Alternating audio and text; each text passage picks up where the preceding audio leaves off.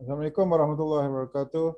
Selamat petang kepada penonton-penonton sekalian. Okay, welcome to Financial Literacy Series. My name is Asri Yusof, President and Senior Business Advisor of ABA Malaysia. Financial Literacy adalah salah satu daripada forum perbincangan yang dibawa kepada anda semua setiap hari Sabtu pagi dan juga hari Sabtu yang pertama, pukul 9 pagi, dan juga hari Jumaat ketiga pukul 9.30 malam. Topik pada bulan 9 ni adalah working capital shortage, the impact on revenue growth. Apa pengertian working capital, jadi kita pergi supaya kita dapatkan pengertian working capital yang sebenar. Okey.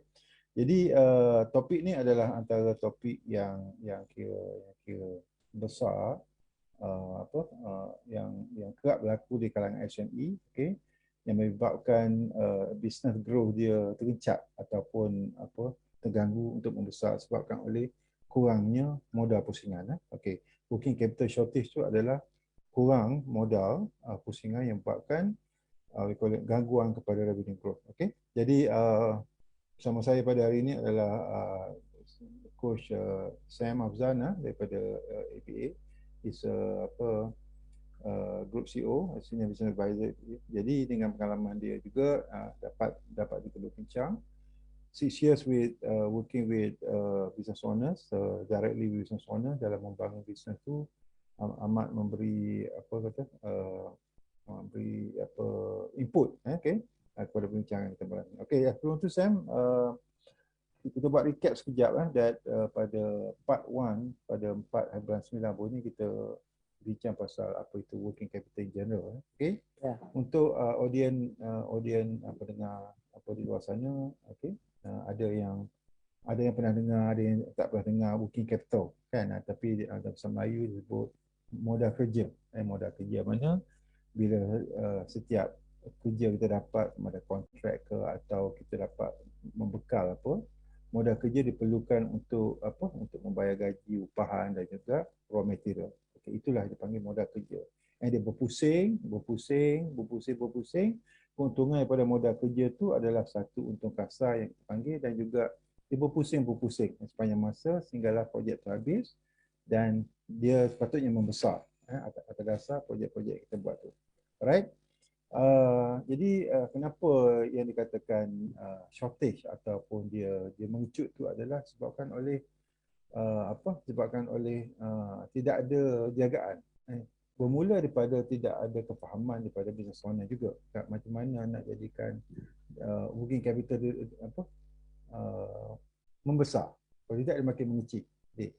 Jadi kenapa mengecil itu adalah sebab dia dah termakan sebabkan oleh pusingan modal, guna pakai modal, dan juga mungkin terbuat projek-projek yang ada berbentuk losses dan sebagainya. Alright, jadi ini adalah berimpact kepada the growth of the company. The growth mana revenue growth. Pasal bila ada kerja atau projek, dia tak dapat nak pergi dah.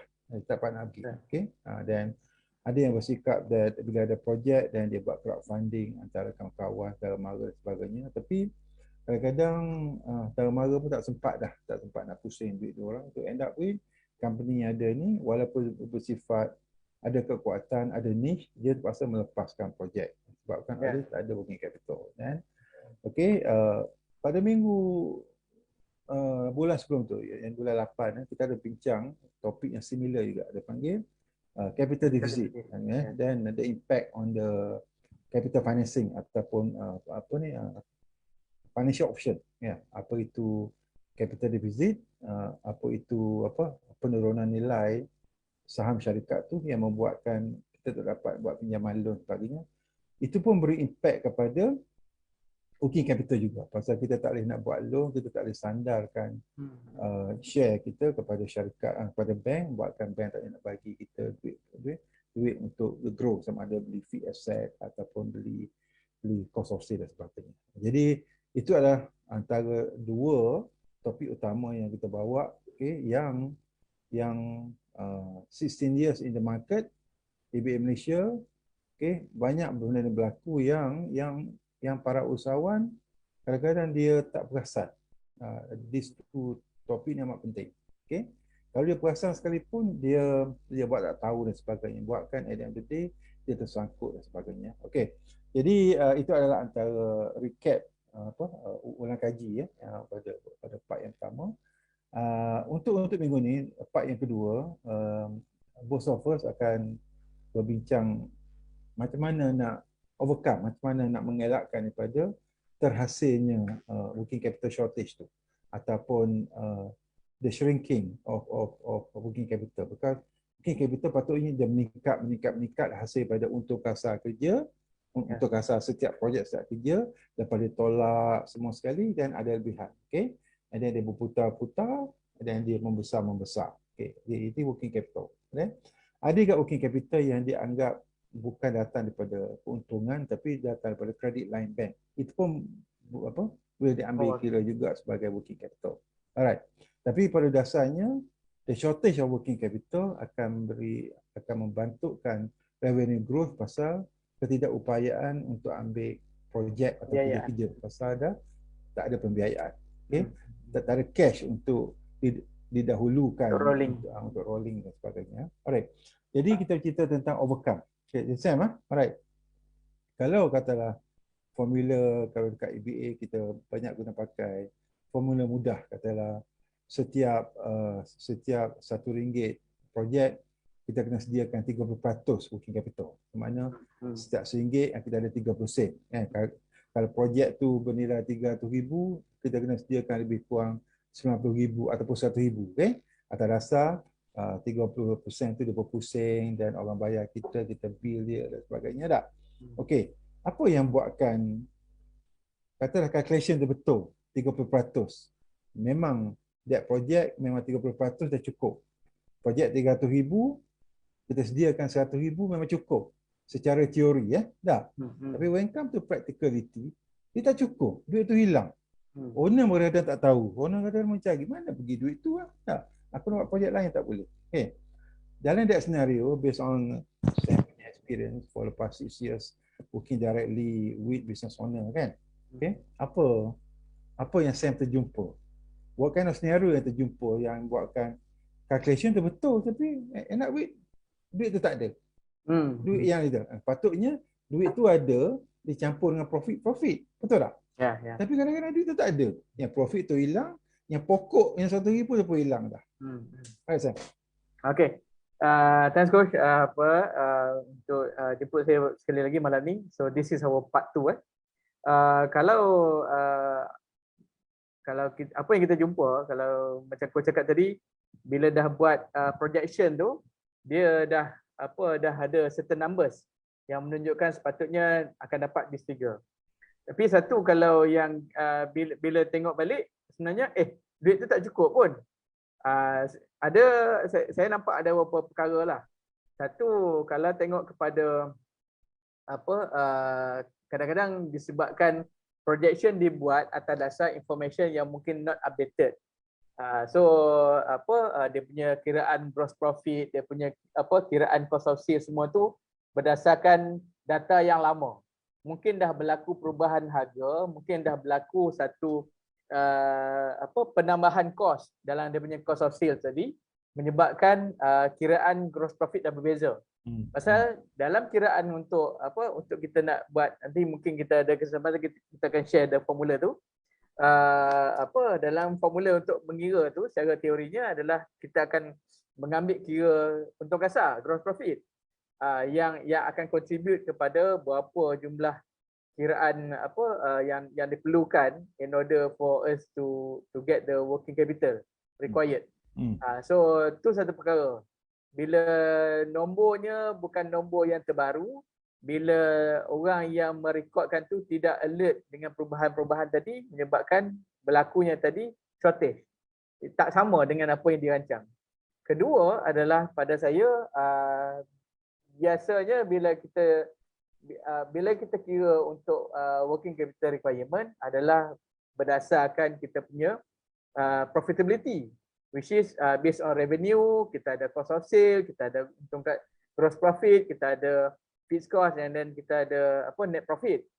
Tapi satu perkara yang mungkin tak ditengok juga dalam dia menjaga ataupun mengawal selia pengurusan kewangan ni adalah liquidity. Pasal duit memang nak kira tu dah patutnya dah cukup semua sekian dah ada amount. Untung lah. Tapi untung. memang untung. Memang boleh dapat that figure. But that Duit tak amount masuk. Duit tak masuk. duit tak masuk maybe duit lambat maybe duit dah terpakai benda lain. So macam yang kita dah jumpa tu lah. So menyebabkan apa capital dia makin ngecut, makin kecut. Especially kalau kita kata projek yang melibatkan mungkin tempoh yang agak lama.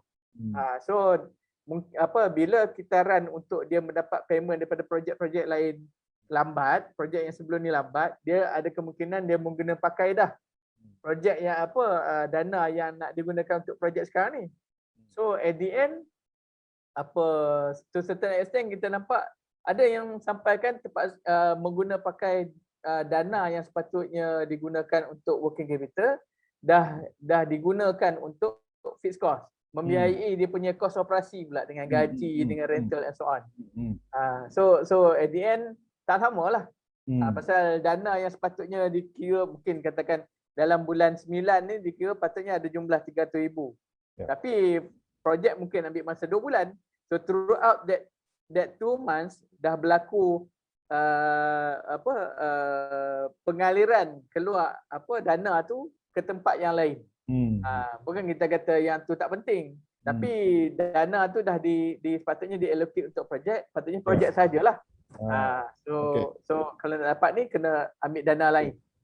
Ada tak based on you punya past experience that ada senario katalah CA ni katalah kontraktor.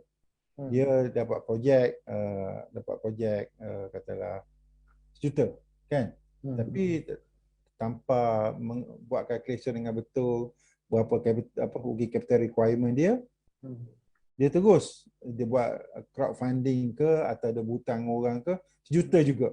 Ya, asal untuk menyiapkan kerja berharga sejuta, dia kena cari harga sejuta. Pasal dia kata dia tak tahu nak check macam mana. Ada tak usahawan sampai peringkat macam tu sekali? Yang dia tak tahu berapa persen yang dia kena yang diperlukan and take into account dia punya variable ataupun determinant tu. Jadi kalau projek sejuta, dia pergi cari modal kerja dia sejuta juga. Ada tak you come across macam tu? Ada Gus.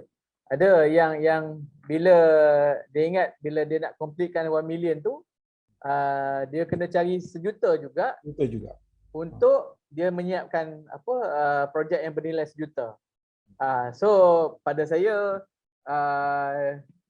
to certain extent mungkin create unnecessary stress bila tak dibuat kiraan yang sebenar.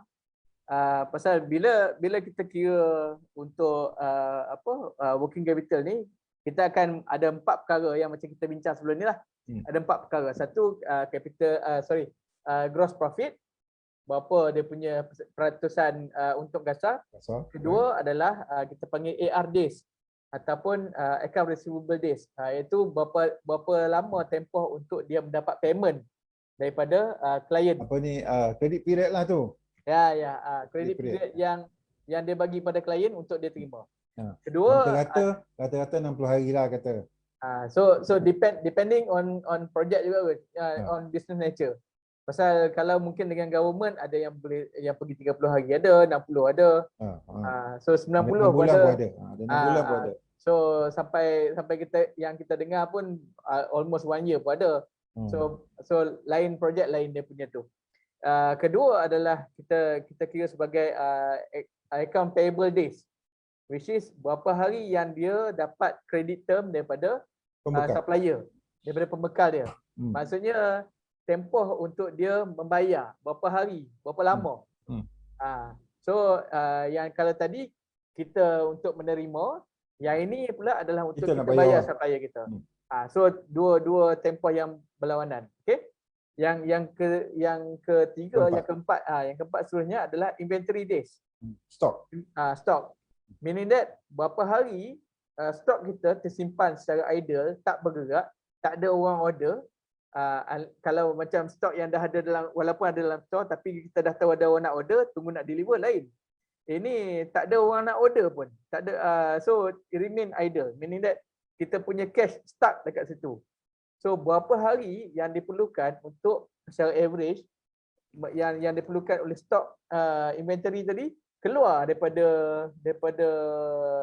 store kita ataupun warehouse kita bila customer beli. Meaning that contoh macam apa, kita nak tengok adakah ambil masa barangan kita tadi, stok tadi mengambil masa seminggu ke ataupun nak kena tunggu sebulan baru terjual stok tersebut. So yang ini sangat kadang-kadang orang terlepas pandang yang ini. Pasal dia duk nampak macam kita nak collect, kita nak bayar je. Yang dia terlupa kata cash dia tersangkut dengan stok. So kalau tengok kalau kita recap balik tadi, kita ada AR days, kita ada AP days, kita ada inventory days. So ketiga-tiga ni dikenali sebagai working capital days ataupun kita panggil cash conversion cycle. Conversion cycle. So 4 perkara utama ni lah. Okay. So basically empat determinant, 4 perkara yang mendeterminkan kira-kira berapa keperluan sebenar untuk kita dapat working capital untuk menghasilkan jualan yang tertentu. Okey? Dah. Okey, tapi kalau kata kita dalam bisnes construction, mana stok tu tak ambil kira sangatlah.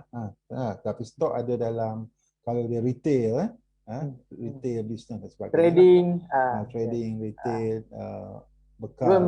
Even manufacturing. Okey. Jadi sebelum kita pergi kita buat simulasi sikit supaya audiens faham. Dengar dah. Okey. Orang dah cerita banyak dah, kan? Dan itu adalah sebahagian daripada masalah saya. Bertahun-tahun dah, tak habis-habis masalah saya.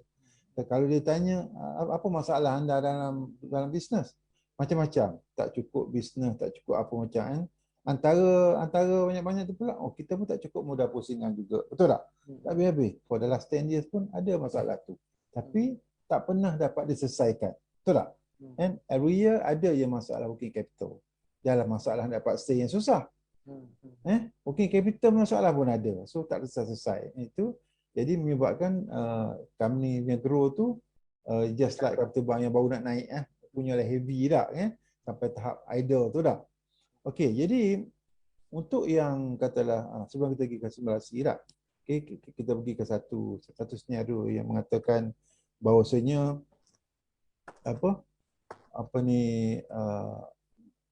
working capital ni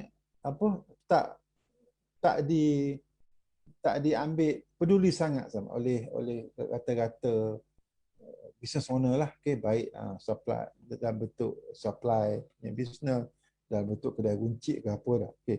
Jadi adakah sebabkan susah nak mengira ke yang sampai tak ambil tahu sangat ni, ataupun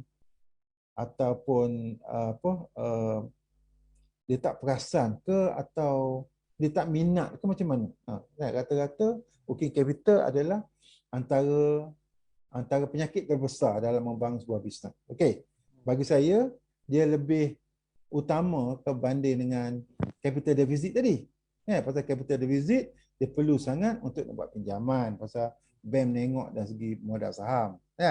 Kalau kita nak pecahkan share kita pada investor, okey, baru dia tengok. Other than that, saya rasa tak perlu sangat, pasal dia berhubung kait dengan we call it paid up capital saja dah, okey. Modal berbayar saja. Tapi ini adalah modal kerja yang akan menyambut segala jenis projek-projek yang kita dapat. Okey, itu yang sampai jadi subkontrakkan kerja kita tu, pasal kita sendiri tak dapat mampu nak deliver. Tu bila kita subkon kerja kita, mana kita hilang some portion of profit tu. Big portion kadang-kadang. Big portion, pasal kita terpaksa surrender profit tu bagi ke orang lain atas dasar kita tak mampu yang buat sebagainya dah. Alright. Jadi adakah apa yang buat macam tu? Adakah betul-betul literasi tu kurang ke yang buatkan tak faham ke, atau memang ignorance to this ke atau kenapa saya? Kata-kata working capital is ada je. Kalau kita check even ABA clients sendiri pun masih ramai. Bila kita datang kat sini, datang kat kita, antara kita nak check lain-lain, kita check working capital pun terjumpa. Of course kita advise lah supaya tambah, supaya buat sesuatu supaya working capital dia daripada kecil membesar kan. Okay, nak tanya Sam, is it perkara ni working capital ni adalah because of tak faham ke, is it because of susah nak absorb, susah nak buat kiraan ke, macam mana yang buatkan ada je benda tu dalam kebanyakan SME? Coach, saya rasa kalau nak kata susah tu, sebenarnya bidang-bidang lain pun, skop lain pun ada dia punya susah. Kalau saya bagi contoh lah, kalau orang yang jenis minat orang kata kalau nak set digital marketing ke so on, ataupun orang nak tengok proses pun semua dia punya calculation semua dengan operation, dia punya flow apa semua tu ada dia punya susah. So that's why saya melihat kepada yang orang nampak susah finance semua ni adalah atas dasar dia punya kemahuan kot. Kalau dia tak ada kemahuan untuk mengambil tahu benda ni, tak ada kehendak ataupun terasa perlunya aku tahu bahagian ni, ataupun 100% dia serah kepada dia punya staff saja. Of which kita pun tak tahu setakat mana staff dia boleh advise. So this is where sebagai seorang business owner, kita kata financial literacy tu is number one. Walaupun dia tak minat sekalipun nak buat kiraan, somehow at the end you nak tahu the numbers. So you engage lah outsource accountant ke, you engage the higher staff yang capable untuk get the numbers up, and then you know whether you tahu kiraan-kiraan yang penting ni macam mana dalam performance of your company. So adakah pada tahap yang bagus ke, tak bagus ke, berbanding dengan orang yang tak tahu tapi dia nak ambil tahu, dia akan ada effort tadi kot. Okay. Tapi ada juga yang ada so-called coach atau consultant pun dia tak dapat ceraian how much working capital sepatut ada dan sebagainya. Itu pun ada di kalangan klien-klien kita yang dapati bahawasanya kita pun ada consultant yang jaga kewangan ni tak. Tapi tak pernah dia berbunyi pun pasal working capital ni kan. Dia buat apa yang dia buat tu je. Kan? Itu pun kalau kita tanya. Kalau tak tanya langsung tak cakap. Yang kita pula tak faham kan. So, saya rasa dia lebih kepada, saya tak tahulah skop dengan konsultan lain ke ataupun coach yang lain tu macam mana. Tapi kalau tengok kata-katanya banyak bercerita setakat on the profitability, banyak cerita dari segi aset, dari segi dia punya liability, tengok dia punya sales and so on. So banyaknya yang kita tengok tu in order untuk you achieve certain certain profit, you kena ada sale banyak ni. So dia punya scope of advisory tu dia tak melihat yang lebih luas. Pasal orang I believe kalau nak achieve certain profit, sekian amount, itu dah bagus lah. Maksudnya dia dah buat kiraan untuk profitability. Tapi yang mungkin tak dikira adalah berapa banyak working capital yang you perlu in order for you to achieve that revenue tadi, so that with that revenue boleh produce profit yang you nak. So bila tak ada kiraan ni daripada awal, at the end sama ada the business owner tadi pun frust, ataupun business owner ni pun kata macam mana nak achieve, aku pun tak ada fund banyak ni saja. Tapi tak diambil dalam kiraan untuk discussion tu. So pada saya it's like macam you advise orang untuk untuk cantik, tapi ada bahagian makeup tertentu yang tak complete. So pakai bedak separuh muka je contoh. So tak complete lah. So bila nak in order untuk pergi ke arah sales, kalau that company sekalipun ada kekuatan dari segi kepandaian dia punya marketing, kepandaian dari segi sales, tak boleh nak buat sampai tahap tu because staff dia tak pandai buat sales, bukan tak cukup marketing, tak power dia punya marketing. Cukup marketing effort Tapi fund tu tak ada. untuk Working menjana, capital tu sendiri. untuk menyambut jualan tu tak boleh. Correct. Mungkin order masuk banyak tapi tak dapat deliver. So to certain extent sales team pula dah kata, ni kami dah dapat order banyak ni, kenapa masih tak boleh nak deliver? So dia dah create additional tense dalam syarikat pula. Itulah yang coach, yang kalau nampak banyak berlaku tu atas dasar bila dia tak clear keseluruhan, nampak certain scope saja, jadi sebelum macam pergi ke pengiraan kita kan, saya nak tunjuk dia punya cara mengira lah macam mana dah, which is handy. Satu lagi tanya, ada orang berpendapat bahawasanya perniagaan tak perlu ada working capital pasal kita berniaga atas duit orang bagi deposit dulu yang kita pusing OPM lah, OPM. OPM, other people money. Kan? So mana orang bayar kita pusing, kan? Orang bayar kita pusing. Last sekali tak terpusing. Jadi macam mana saya punya pendapat kata-kata orang tu, that saya berniaga pun paid capital pun RM2 je. Tapi modal kerja tak ada, because saya punya nature bisnes saya adalah bila orang suruh buat kerja saja, pesan saja suruh buat kerja, mana order lah tu kan. Terus bayar 30%. So mana with that kita rolling. Tapi tengok bisnes dia tak membesar juga Sam.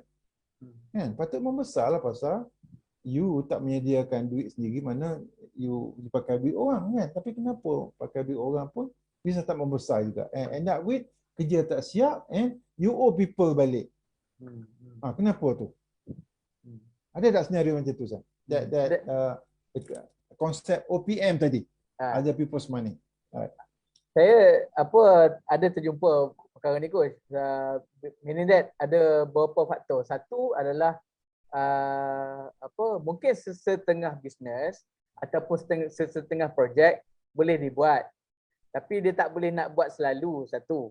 And then kedua adalah not all business boleh buat macam tu.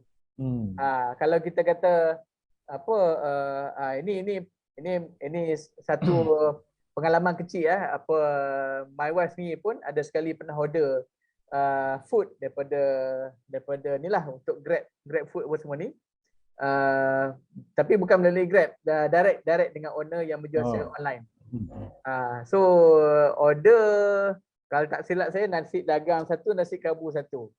Tapi yang peliknya dia minta bayar 3 atau 4 hari sebelum penghantaran. Sebelum. Betul lah tu. Mana OPM lah tu. OPM lah tu. Cuma dalam keadaan sekarang ni tak ada banyak yang bisnes kat luar, sama ada dia menawarkan khidmat COD, cash on delivery, ataupun on the day itself, sebelum nak gerak hantar tu, you kena bagi dulu, kena bayar pada hari kejadian. Dalam kes ni advance 3 hari. Advance 3-4 hari. Kalau sehari sebelum, itu quite common. Tapi 3-4 hari sebelum, satu tempoh yang agak panjang. So untuk nasi lemak. Untuk nasi dagang dengan nasi kerabu. Macam esok nak kena order ni lah.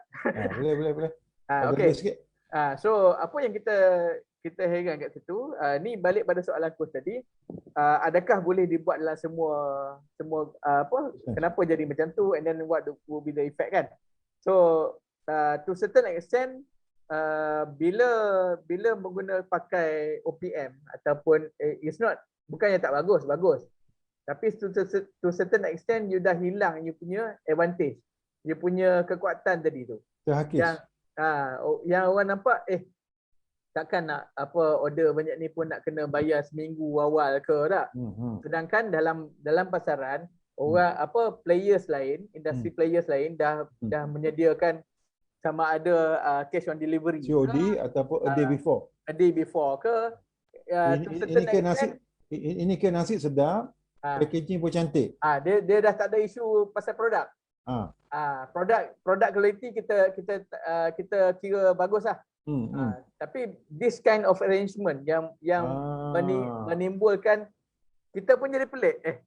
selama ni tak pernah pula sampai 3-4 hari nak kena bayar dulu. Adakah dia tak perasan atau that's a strategi yang dia pakai? Yang dia pun tak perasan dan Ataupun akan menghakis dia punya niche tadi, dia punya brand tadi.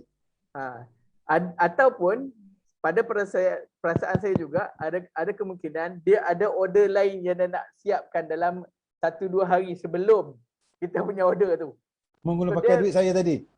So dia rolling dulu. Dia rolling. Oi, bagus punya tu.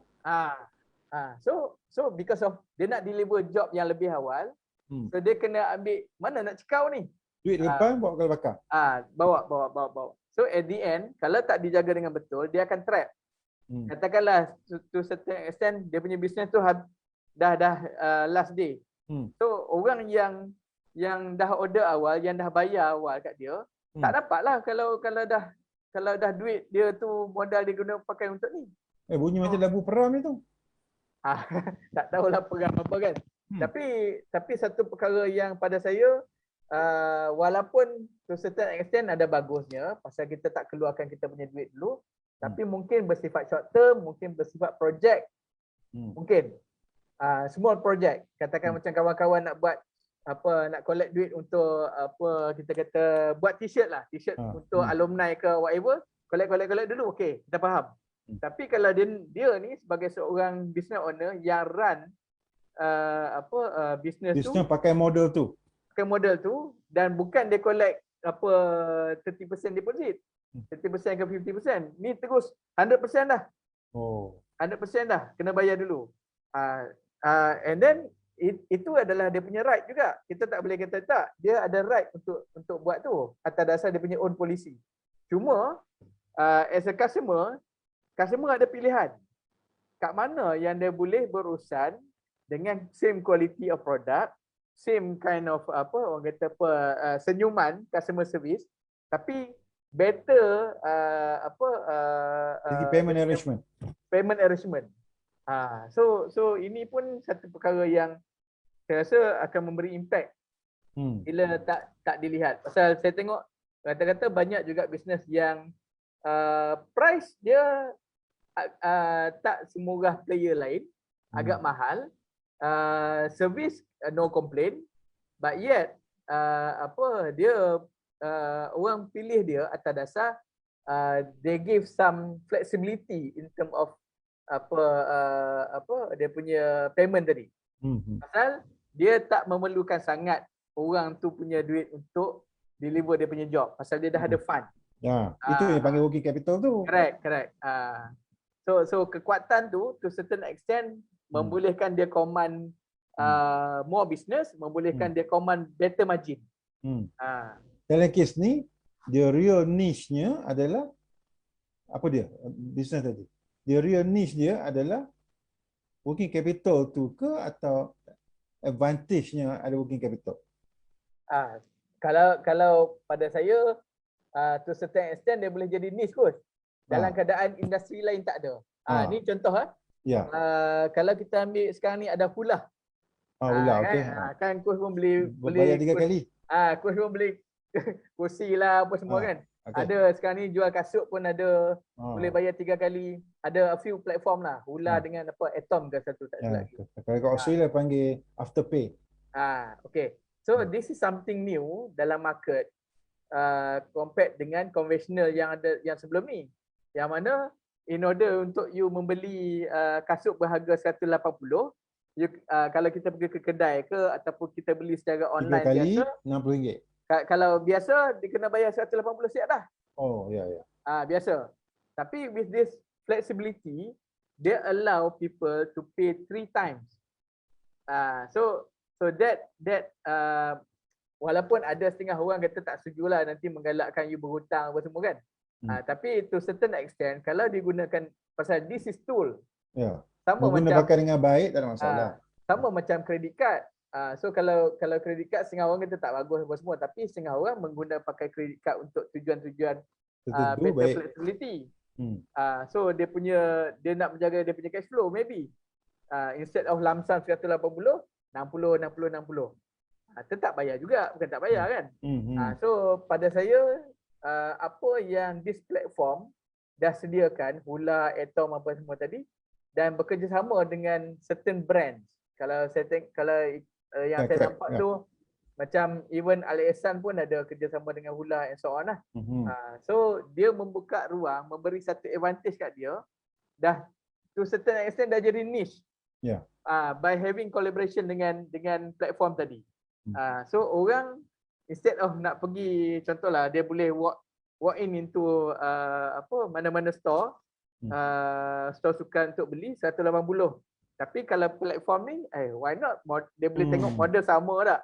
Harga pun lebih kurang, baik ambil ni. Ambil lah. So satu kekuatan lah jadi pada. Ada tak senario yang saya jumpa that dia punya produk cantik, packaging semua memang produk tu dilihat sebagai niche, produk ataupun services lah, memang niche lah. Niche tu mana susah nak dapat, dan memang very rare, okay? And then the demand pun banyak.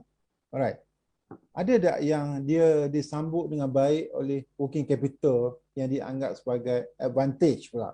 Jadi mana satu sinergi yang cantik, advantage niche tu yang buatkan sustainability dan jualan yang cantik. Ada jumpa tak kes tu?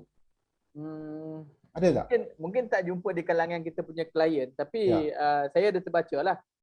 Ada beberapa company yang memang dari segi produknya memang dah excel, memang memang dah tip top.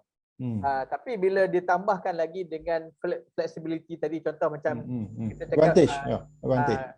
So kita cakap contoh macam tadi Ali Ihsan kan. Ali Ihsan dia dengan dia punya retail outlet yang dah banyak, dengan dengan convenience untuk better choice, variety, itu dah ada banyak dah dia punya advantage tadi. Tapi bila dah add on lagi, bila dia start masuk dalam digital awal-awal dulu, saya ingat saya walaupun melalui online platform, dia tak ada lagi that flexible payment tadi. Dia tak ada lagi. Baru saya ingat saya mungkin dalam sebulan 2 ni ikut baru. I see. So of course lah kita pun tak tahu dia punya skill macam mana, tapi untuk ramai orang dia memberi pilihan. Memberi pilihan untuk kalau kita checklist tik bila tambah ni dia tambah lagi tik dia. Berbanding dengan kompetitor lain.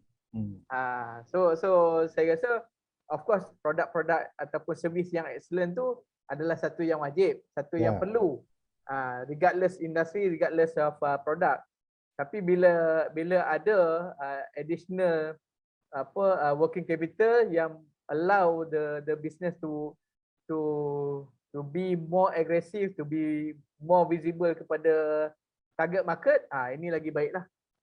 Okay, kalau macam tu kita sebab kita tak banyak masa, we spend about 10 more minutes lah, okay, untuk menerangkan lebih baik dia punya variable tadi.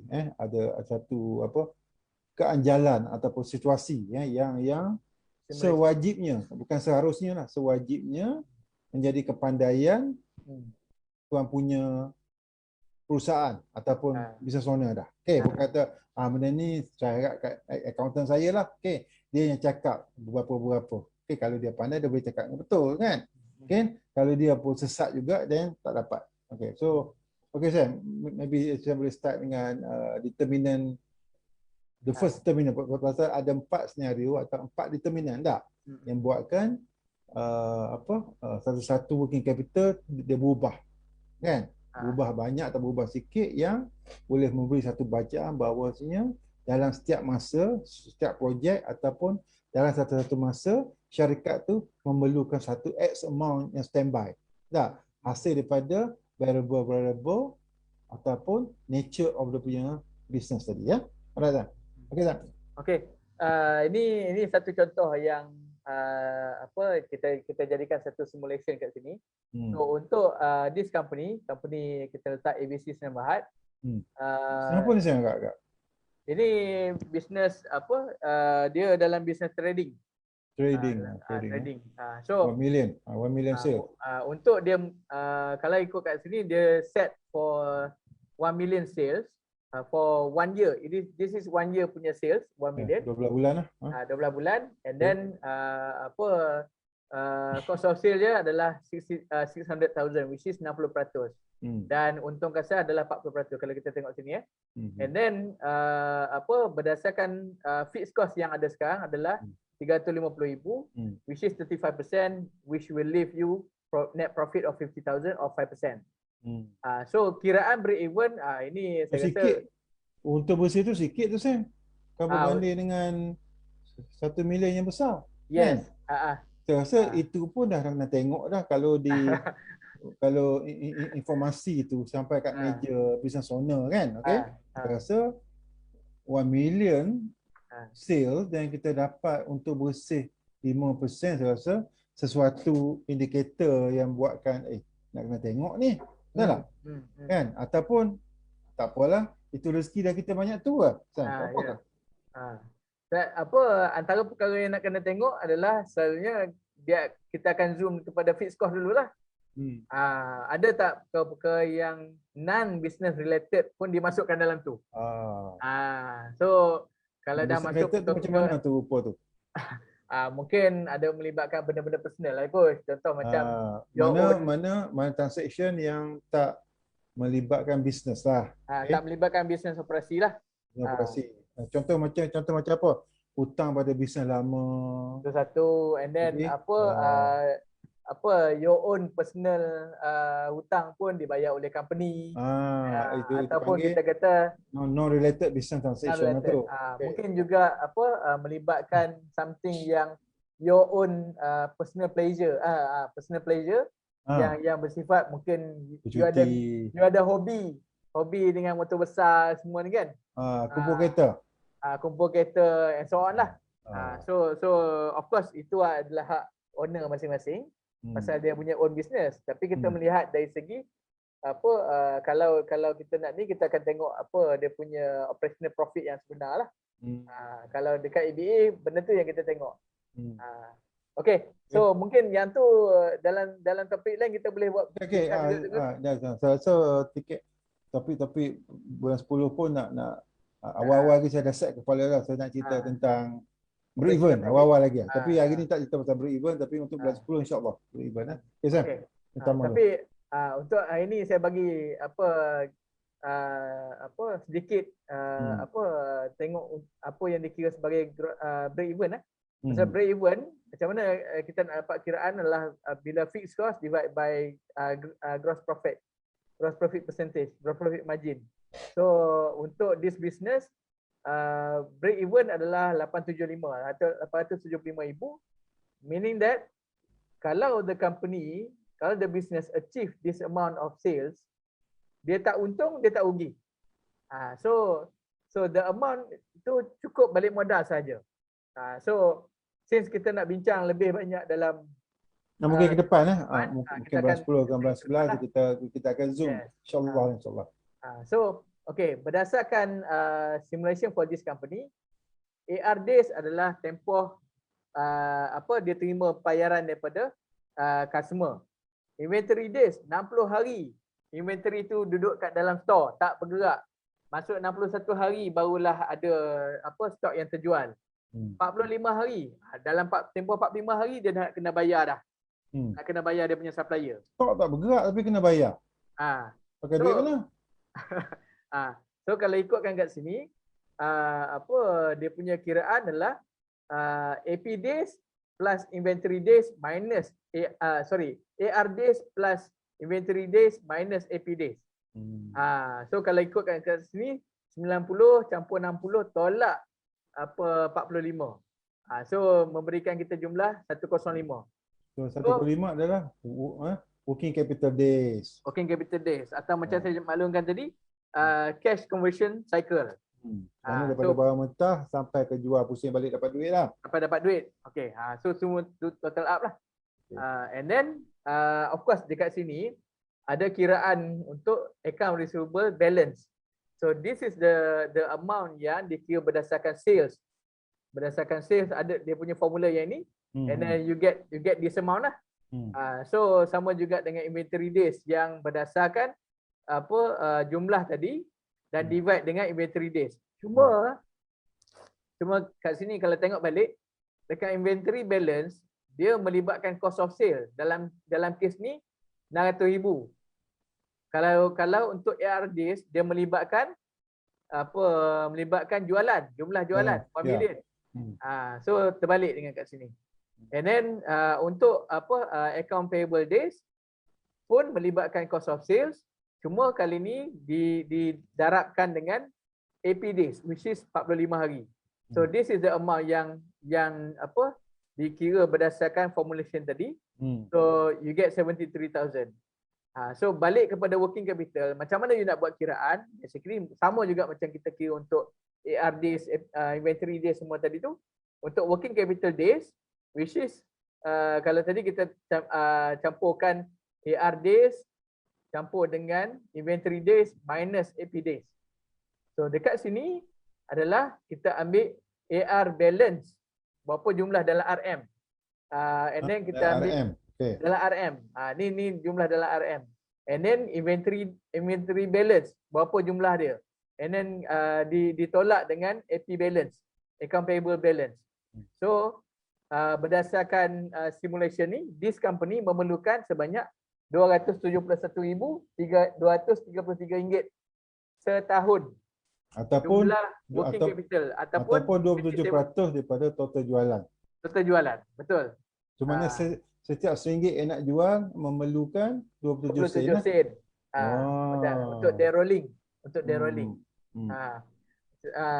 Cuma kat sini sebelum saya nak proceed dengan simulation yang lain tu, determinant lain, suka juga saya nak ingatkan that macam antara perkara yang kita cakap tadi yang boleh menyebabkan tak sama kan. Macam kau kata kira ni dah betul dah ni.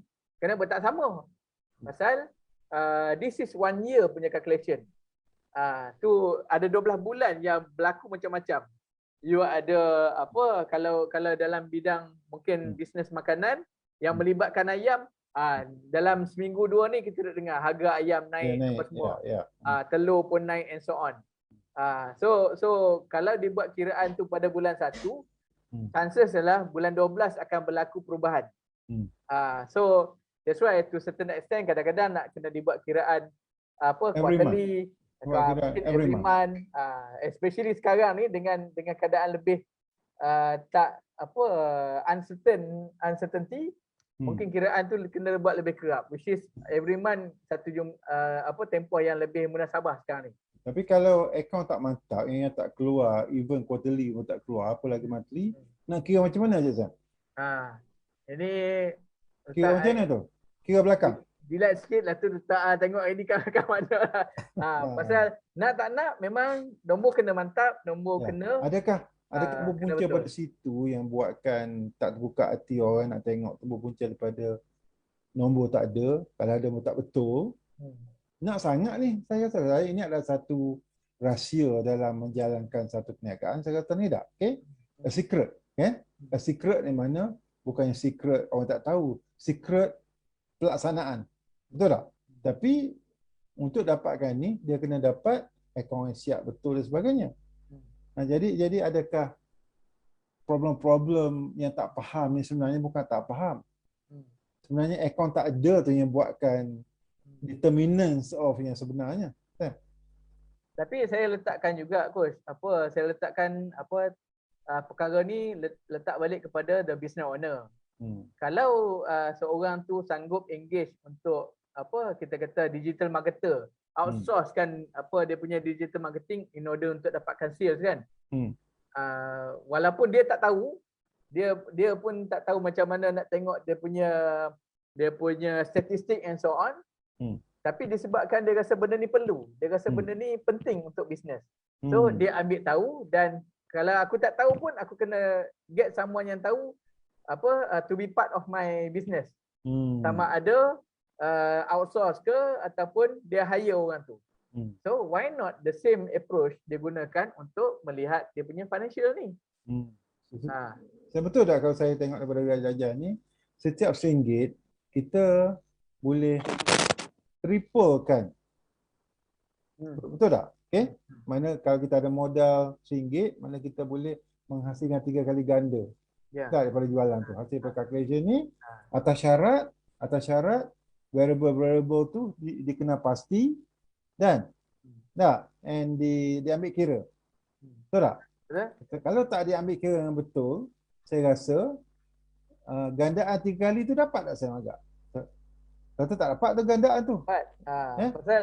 Pasal macam cakap tadi lah. Ha. Kalau tak dipantau dengan betul dalam tempoh 12 bulan tadi, perubahan-perubahan tadi tak ada buat adjustment dengan betul, then dia jadi teori sajalah. Ada tak gambaran ataupun simulasi yang ada satu lain yang mengatakan nak achieve 1000 juga, tapi working capital dia more macam 400. Ada tak? Boleh? Ada? Ada tak? Kata kalau 400 mana saya gandaan 2 kali saja, tapi dapat 1 million juga. Dalam kes ni nak dapat 1 million tapi saya gandaan 3 kali. Di mana lagi kecil modal kerja saya dapat, ada lagi besar sale, lagi baguslah, betul tak? Dalam kes ni nak dapat 1 million, saya kena ada 400,000. Baik saya memilih untuk dapat 1000, saya sediakan 271,000 atau lagi kecil, kan? So inilah dia panggil one of the secret in managing finance dalam small business. Betul tak? Okay, so ada tak satu simulasi yang boleh tunjuk, secara senang-senang that untuk achieve 1 million, tapi dalam kes ni dia triple ataupun 3 kali ganda, kan? Ada tak 2 kali ganda atas dasar variable dia tu tak sama dengan yang tadi? Okey, saya nak tunjuk kat coach dulu yang mengecilkan dulu. Meaning that kalau macam mana tadi kecil lagi? Kita kecilkan lagi. Kita tak perlu mana dapat 1 million juga, tapi dapat 1 million juga. Tapi tak working perlukan capital dia makin kecil. Makin kecil. Oh, okey. Okay. So meaning that kat sini apa yang kita tengok perubahan, macam kita dah bincang tadi, ada 4 perubahan, ada 4 determinant, which is satunya adalah gross profit, kedua adalah AR days, kita ada inventory days, kita ada AP days. So 3 perkara yang kita panggil working capital days tadi. So kalau tengok dekat sini, untung kasar kita tak ubah, which is still 40%. Net profit pun semua tak ada ubah.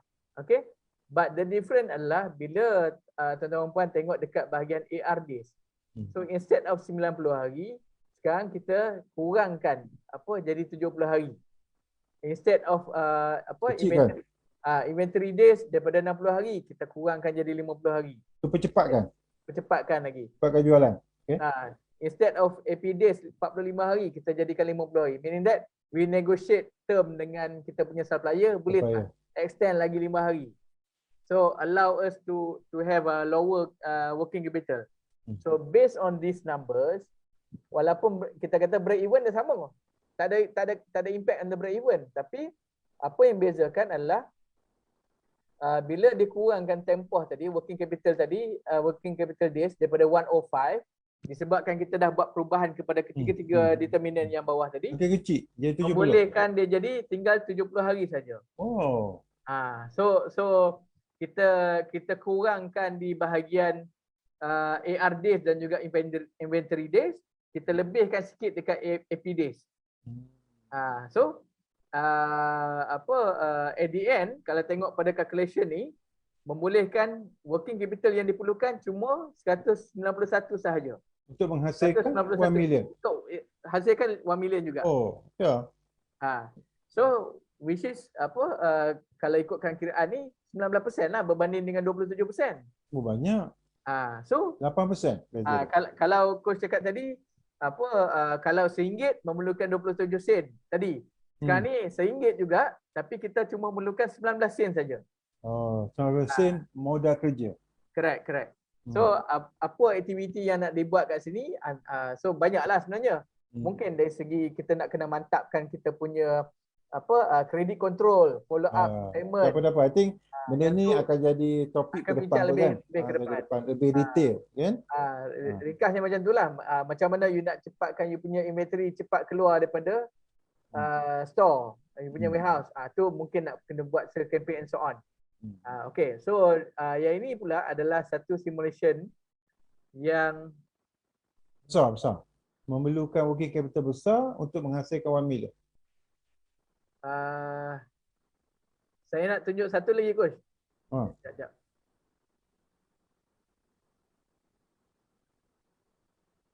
Okey. Yang ini dulu Oh.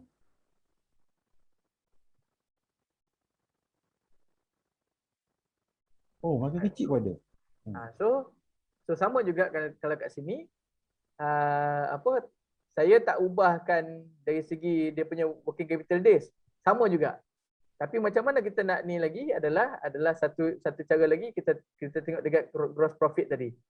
Gross profit yang dah di apa Tingkatkan sebanyak 5% saja. boleh tingkatkan sampai 5%. So jumlah dia nak meningkatkan gross profit tadi, kita tak perlu pun nak tingkatkan working capital. So ini pun akan dikira sebagai membantu meningkatkan kita punya apa excess fund untuk further funding ke depan. So that's the power of gross profit management tu kan. Yes. Macam mana menguruskan untuk kasar kita. Yes. Kalau tengok dekat sini 5% and we had dalam one of the case study yang dengan kita punya klien, ada customer naik daripada 30% dah jadi 40% pun dia punya gross profit tu. Untuk kasar, ya. So yang kita jumpa sebelum ni kan, which is hasil daripada understand the whole structure of the cost. Business dia. Okay. So ini contoh yang macam kita cakap tadi. And then what happen kalau kita kita ambil kira dahlah kita kecilkan lagi dia punya working capital, kita besarkan dia punya gross profit. So at the end, instead of 90%, dia jadi 16% sahaja. Lagi bagus. So maksudnya you tak perlu pun, kalau macam setengah orang kan Coach, dia kata saya kalau boleh saya tak naklah ambil loan banyak-banyak. Ataupun mungkin dia kata saya pun fund ada banyak ni saja. Boleh tak saya nak move forward? So kalau orang yang contohlah macam dia ada 160,000 saja. Kalau tak diambil faktor 4 determinant tadi, dia melihat aku kena ada dekat 280,000 ni, 270,000 ni. Barulah nak boleh run this project. Dapat 1 million. Pasal dia kira berdasarkan keadaan semasa. So without any specific ataupun kita kata special project to look into the working capital days tadi, so dia beranggapan memang tak boleh buat apa dah, inilah the best. So I need to stand by 271,000. Tapi kalau kita kata godek balik, kita really drill the process dalam inventory management dan juga the collection and kita punya credit management, to certain extent kita boleh pergi sampai 155,000 saja. Untuk hasilkan 1 million. Sama juga dia punya sales tadi.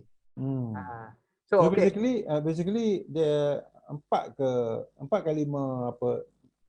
senario tadi. 4 senario tadi kan. 4 senario yang represent 4 determinant lah. 4 situasi kan. The critical success factor untuk mencapai daripada besar kecil tu. The smaller working capital, the better lah. Pasal achievementnya 1 million juga, betul tak? Okay, so the smaller the better. Kita tengok daripada 27 sen sampai tahap 16 sen lah. Okay. Apa critical success factor dalam sebuah syarikat yang buatkan boleh pergi ke tahap ni? Saya tengok paling penting adalah satu, bermula daripada the owner lah. Betapa pentingnya financial literacy kepada seorang business owner yang faham the whole process ni. So walaupun dia sendiri tak boleh produce the numbers, macam saya cakap tadi, dia somehow tapi dia nak tengok. Dia akan, I'm sure kalau dia betul-betul nak tengok, just like dia nak tengok sales dia naik, yang dia sampai sanggup bayar recruit people. Esmahnya nak tengok sales dia naik sampai sanggup bayar advertisement here and there. Dia akan buat suatu benda yang sama kepada perakaunan juga. Correct. So of course kita kata dari segi numbers yang betul, reliable, on time, itu memang sangat penting lah. Otherwise all this number dia akan jadi theoretical saja. Meaning that banyak dah terlepas. Tengok dah setahun baru perasan. To certain extent tak pernah tengok. Tanya, KSM, apa yang dok kira ni? Pasal kita duk dengar dia cerita dalam proses kita dengar the whole process. To certain extent kita dengar, kenapa you punya apa ARDs ni kalau dalam industri cuma mungkin 60 hari je. Dia dah sampai 120 hari. So pemurahnya sampai sanggup finance customer punya business. Ataupun inventory banyak dalam tu, dalam store dia tak perasan. So kira-kira balik dah ada yang sampai almost kita kata 6 bulan punya stok pun tak bergerak. Pasal ada stok, ada barang baru, dia pun nak jual barang baru. Yang lama ni tinggal. So terlupa cash dia terletak kat situ. And then APDs ni yang bagus pula, yang jenis dapat invoice terus bayar. Kadang-kadang knowing that dia punya credit term tu membolehkan you roll dulu the cash. That's why kalau tengok kat sini the lower why people choose for lower working capital, pasal dia nak increasekan cash flow dia. So dia tak perlulah nak sampai 271,000. Kalau dia dah ada 155,000 pun dia dah boleh guna pakai untuk dia punya working capital. Satu senario yang last nak ada lagi. macam Ini kelima apa? Ni satu lagi yang coach kata tadi, to certain extent kenapa orang pakai lagi banyak pula dia punya working capital, right? So ni satu senario yang agak beza. Walaupun kita kata dia punya cash flow dia dia punya gross profit dia sama, tapi to certain extent dia boleh extend lagi account receivable dia sampai 100 hari. Dia boleh allow lagi dia ada inventory sampai 80 hari. Dia boleh ada lagi APD sampai 40 hari pun. Instead of 45 hari, dia bayar cepat kat supplier. Baik. Tapi mungkin juga dia bayar awal pasal supplier offer rebate.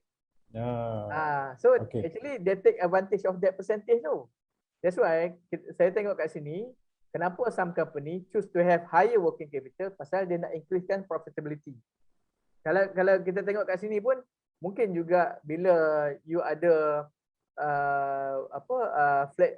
flexible financing scheme, kita kata OD ke, kita kata mungkin dia pun boleh financekan the proses tu lebih panjang. So this may be one of the reason kenapa orang pilih that brand juga ataupun that company. Macam kita bagi contoh lah coach. I think kalau kita ambil contoh klasik yang lain adalah Court members lah. Court members dia boleh bagi kredit tapi tak murah. Dia bagi kredit, of course calculation dia tambah. Pasal kat situlah dia increasekan dia punya margin berbanding dengan kalau dia jual secara cash. Perabot tu mungkin harga 4,000. Tapi bila dia bagi sampai 18 bulan untuk bayar, dia kira balik mungkin jadi 7,000. Pasal dia ada funding yang kuat. Dia ada working capital yang besar. Ya, itulah antara kekuatan yang kata working capital berfungsi kat mana tu. Betul tak? Application lah coach. Apa-apa pun dia kena balance antara profitability dan liquidity. Betul lah kan? Okay. So saya harapkan audience para usahawan kat luar fahamlah, taklah faham begitu detail because kita pun tunjuk secara macam ni saja dah. Tapi sekadar memberi awareness dan berdetik hati that rupanya tu amat penting. Nak kena tengok rupanya. Nak kena tengok, okay. Dan seharusnya mungkin sewajibnya that tahun 2022 adalah satu perkara utama nak kena tengok. Or else we'll be repeating the same for the past 10 years. Katalah kita dah berniaga 10 tahun dah, betul tak? Okay. All those habits semua kita masih repeat pada tahun ke-11 which is next year. Which is not good or bad for our business lah. So itulah satu hijrah juga, betul tak? No need to think about the new market sangat, no need to think about new product sangat, tapi tukar cara kerja saja. Tukar daripada tak ada perakaunan kepada ada perakaunan, daripada perakaunan ke ada analisa macam ni. Dah. Okay? Ni pun dikira sebagai perjuangan lah coach. Perjuangan juga. Perjuangan. Ya. Pasal Untuk sebenarnya Hari Malaysia, Hari ya. Merdeka ni tak? Betul lah tu. Untuk usahawan yang ada coach kat belakang dia atau consultant finance, okay, dia lucky enough, okay, untuk dapat tunjuk ajar lah. But for those who yang tak ada, keep on learning, okay, from the YouTube ke dan sebagainya, dan follow ABM Malaysia dah. Because at the end of the day, a small business require business owner sendiri punya kepantasan, punya literacy tu, okay. Nobody else will come and help you. Betul tak? Because auditor pun dia punya kapasiti dia pun limited juga. Just audit saja, tak sempat untuk menengok benda lain. Okay, so a small business owner perlu, number one, owner dia mesti pergi balik kepada literacy kewangan. Okay, and itu nombor dua, buatlah investment kepada syarikat you dengan adanya business coaches ke ataupun business consultant, especially on the finance. Not so much about marketing sangat. Betul tak? Because marketing sangat tu bagus. Tak, tapi dia kadang-kadang memberi impact kepada kat belakang tu. Dari segi modal kerja tadi. Banyak order masuk. Tak dapat nak cater for all this. Tapi at the end of the day, sales banyak, order banyak, tak boleh nak deliver. You at loss or cannot deliver juga. Alright? Okay Sam, kita patutnya bersiaran lebih kurang 40 minit je, kan? We always kita set dah 45 minutes, tapi tak apa, for the benefit of SME kat luar sana, kan? Itulah antara perkhidmatan yang kita bagi. Okay, the best from ABM Malaysia is always give tips dalam re-educating menghasilkan semula tak idea-idea dalam bisnes, kan? So hope that this working capital requirement dijadikan sebagai satu asas atau sesuatu benda yang patut dilihat dalam buat perancangan fourth quarter yang lupa, suku tahun keempat 2022 dan juga a new things dalam 2022. Quarter 4 2021 dan juga it could be quarter 1 or the whole of year 2022, kan? Because financial management, okay, amat diperlukan, and macam mana terhasilnya adalah berpunca daripada betapa literasinya business owner tu, kan? Jangan mengharapkan so much on you punya staff walaupun you ada kaki tangan yang berkaliber sangat, because at the end of the day you need to know, kan? People come and go. Should they leave, because they come and go, the problem tu datang balik kat you. It just like kita main bumerang. Kita balik-balik, problem datang kat kita. Pasal kita adalah owner pada business tu. Okay. Normally kita tak come and go, betul tak? So owner tetap. Owner akan bersama business tu sepanjang masa most of the time. Tapi staff come and go. Dia tak suka, dia cari tempat lain. Ataupun dia dah boring, dia cari tempat lain. Atau dia tak nampak hala tuju syarikat kita, dia cari tempat lain. Because dia orang free to move. Betul tak? Tapi kita sebagai business owner tak ada pilihan lain. Have to stay with our business sampai dia bersikap bagus lah. Alright, kan? So okay, semua saya tutup. Any tips atau pesanan pasal-pasal kita bincang tadi? Short and precise pada audience kat luar sana. Okay, quick one. Basically saya rasa the most important kat sini adalah pergi balik pada financial literacy. So if you really want to understand your business beside the sales figure, number yang sangat-sangat penting adalah sebenarnya all the numbers, meaning that you punya cost structure, you punya fixed cost, and you punya gross profit and so on. Pasal kalau nombor-nombor tadi tidak memberikan tak dapat nak divisualkan dengan jelas, dengan tak tepat, tak dapat kiraan. It's like your statistik ataupun data yang you ada tu dah ketinggalan. So satu orang yang ada data tapi data tu dah ketinggalan, dah obsolete, dah tak boleh nak pakai. So kedua adalah orang yang tak ada langsung data. So lagilah dia punya dia punya hazard tu lagi besar. Saya gunakan hazard lah pasal mungkin dalam keadaan sekarang ni mungkin masih selamat. Hazard is kemerbahayaan. potensi untuk apa dapat bahaya tu. Ya, potensi buat bahaya. So walaupun sekarang ni mungkin selamat, mungkin bagus lagi, nak kena diawasi, dimonitor dengan baik all the numbers tadi. So itu saja coach daripada Okay, so saya. thank you very much, Sam. I think with Sam experience working with business owner directly for the past 6 years plus, with over 20 plus business sector yang kita menengok macam-macam daripada trading, barbershop, F&B, doktor, F&B dan macam-macam, mana keperluan terhadap working capital tu memang ada dalam setiap bisnes kan, walaupun dia business on the OPM or other people's money. Because at the end of the day, working capital kena ada. Dah, sama ada working capital yang dijanakan sendiri atau daripada orang lain. Okay, rata-rata dah ada dah working capital tu tapi hilang pasal tak diurus dengan baik. Betul tak Sam? Profit tu ada tapi tak urus dengan baik. Semua hilang habis. Last sekali, no working capital, no growth, nak buat pinjaman tak boleh, pergi kat bank pun ditambah pula dengan satu penyakit lain. Dia panggil apa? Capital deficit tu pula. Ya. Tu satu yang lagi kita dah bincang last month. Bincang last month, satu lagi perkara yang boleh menghimpit business that hinders the growth. Betul tak? Yeah. Hinder the growth. So saya ucapkan tahniah kepada auditor yang sanggup sama kita lebih kurang sejam 15 minit. Okey, sejam ke masa yang lama. Yang kita biasa-biasa kita buat lebih kurang 45 minit je. Pasal this program cuma 45 minit. But sebabkan topik yang menarik, Sam punya explanation yang jelas tu, jadi kita lebih kurang sajalah. Okay, for the benefit of audience kat luar sana. So okay. Esok pagi kita ada planning series. Oh ya. So planning series for those yang sama ada baru merancang nak run your own business ataupun baru saja memulakan your business, esok 9:30 besok pagi planning series. Sam punya slot. Sam punya slot. Okay, planning dengan series. coach lah. Can you just explain sikit? Quick one.